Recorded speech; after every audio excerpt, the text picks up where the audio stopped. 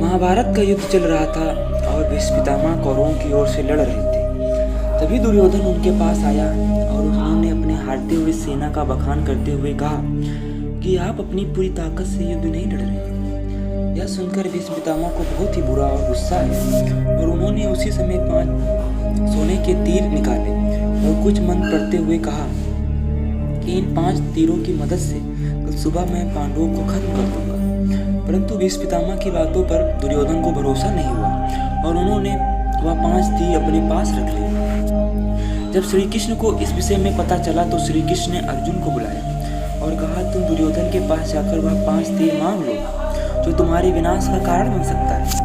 वह दिन याद करो जब तुमने दुर्योधन को गांधार से बचाया था।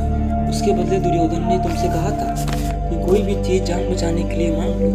अब वह समय आ गया है कि तुम वह 5 चीजों को मांग लो। अर्जुन गए और उन्होंने दुर्योधन से वह तीर मांगे और बचपन याद दिलाया।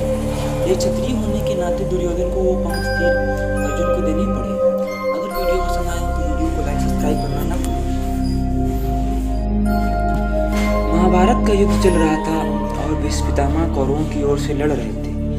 तभी दुर्योधन उनके पास आया और उन्होंने अपने हारते हुए सेना का बखान करते हुए कहा कि आप अपनी पूरी ताकत से युद्ध नहीं लड़ रहे।